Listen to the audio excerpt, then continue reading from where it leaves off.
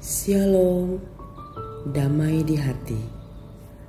Selamat pagi Bapak Ibu, saudara-saudaraku yang dikasihi dan diberkati Tuhan. Apa kabar hari ini? Saya berharap kita dalam keadaan baik, sehat, dan penuh sukacita.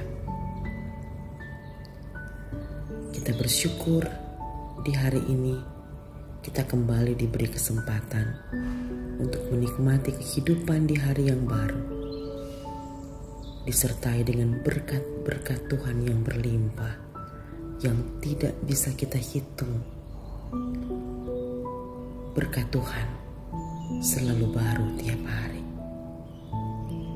Karena itu mari saudara-saudaraku, kita datang bersyukur, memuji, memuliakan Dia dengan kita membaca dan merenungkan firman Tuhan. Kita akan berdoa sebelum kita membaca dan merenungkan firman Tuhan. Mari kita berdoa.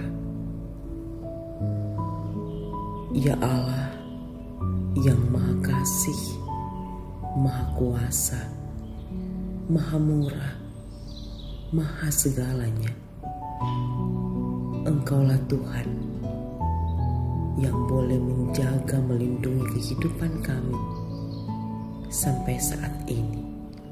Kami masih diberi kesempatan untuk bernafas dan menikmati kehidupan di hari yang baru. Terpujilah Engkau Allah. Terima kasih untuk segalanya Tuhan.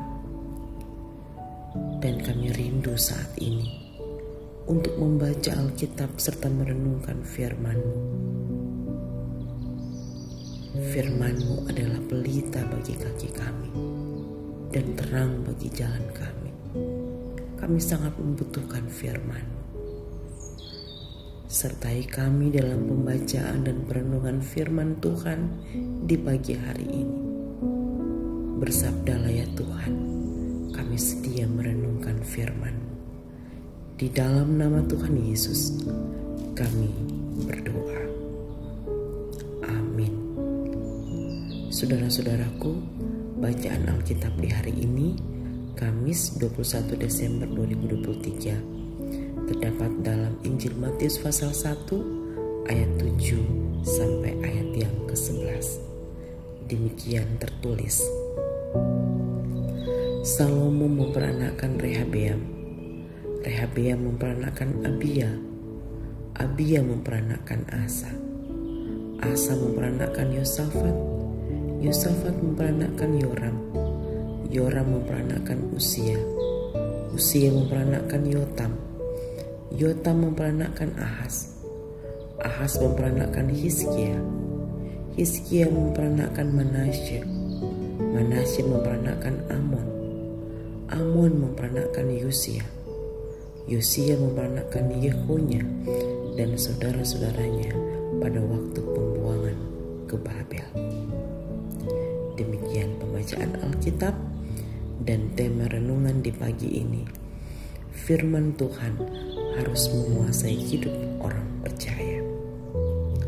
Saudara-saudaraku yang dikasihi dan diberkati Tuhan Yesus, teori tabula rasa yang sedikit banyak dipengaruhi oleh John Locke menyatakan bahwa manusia lahir atau manusia terlahir seperti kertas putih yang kosong, di mana pertumbuhan pemikiran atau sumber pengetahuannya adalah melalui pengalaman hidup yang didapatnya atau melalui indrawinya.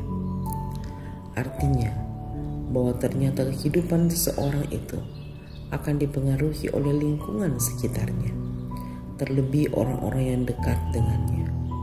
Misalnya, seorang anak dalam masa pertumbuhannya akan dipengaruhi oleh perilaku orang tuanya, atau seorang suami akan mempengaruhi perilaku istri, atau sebaliknya.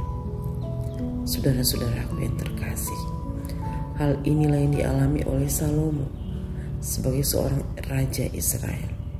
Salomo dikenal sebagai raja yang awalnya sangat baik, Dia meminta hikmat dan pengertian dari Tuhan. 2 Tawaris 1 ayat 10. Dan Tuhan menganugerahinya dengan hikmat. Bahkan prestasi yang paling luar biasa adalah ketika Salomo berhasil membangun bait Allah. Tetapi pengaruh perkawinan dengan istri-istri yang melakukan penyembahan kepada berhala, yang meskipun secara politis memberi keuntungan baginya dan bagi orang Israel, tetapi dari sisi kerohanian mengalami kemerosotan yang luar biasa, baik di zamannya maupun beberapa generasi sesudahnya, sampai mereka dibuang ke Babel.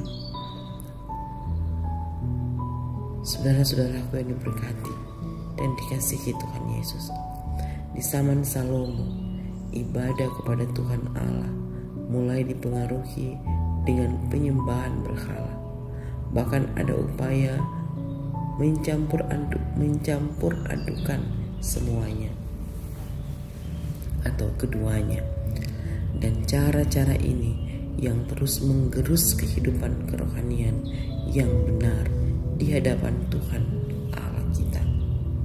Bukan hanya bagi dirinya, tapi juga kemudian mempengaruhi keseluruhan umat Israel yang dipimpinnya. Cara hidup yang seperti ini sangat dibenci oleh Tuhan Allah. Tuhan Allah menginginkan setiap orang yang percaya kepadanya tidak binasa.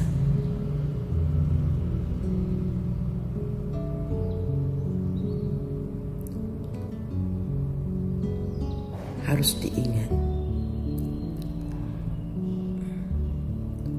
bahwa Tuhan Allah menginginkan setiap orang yang percaya padanya melakukan penyembahan yang benar dan cara-cara yang dikehendakinya. Kita perlu ingat bahwa Tuhan Allah punya cara tersendiri untuk menegur, bahkan menghukum umat yang tidak hidup dalam ketaatan dan kesetiaan yang benar kepadanya. Tuhan Allah menginginkan agar kehidupan iman kita tetap tertuju pada Dia. Bahkan kualitas kerohanian orang percaya seharusnya mengalami perubahan ke arah yang lebih baik atau mengalami perkembangan ke arah yang lebih baik, yang lebih berkenan pada Tuhan Allah.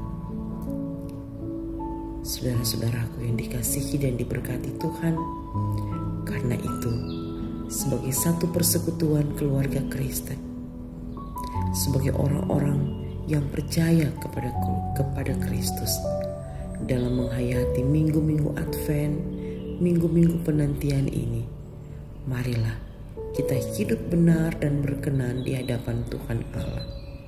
Hidup kita harus dikuasai firman Tuhan, baik pikiran, perkataan, dan perbuatan haruslah selaras dengan kehendak-Nya.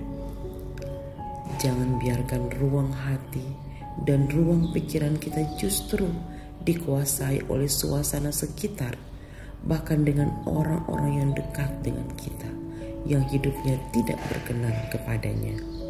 Melainkan biarlah firman Tuhan yang memakai kita untuk menguasai suasana sekitar, bahkan orang-orang di sekitar kita.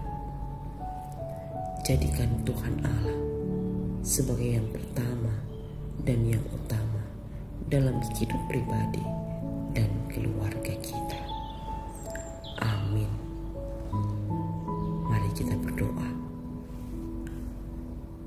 Bapa kami yang di surga, sinarilah dan terangilah hati dan pikiran kami masing-masing, anggota keluarga kami, dengan Roh Kudus-Mu, agar kami menjadi alat kesaksian bagi orang lain.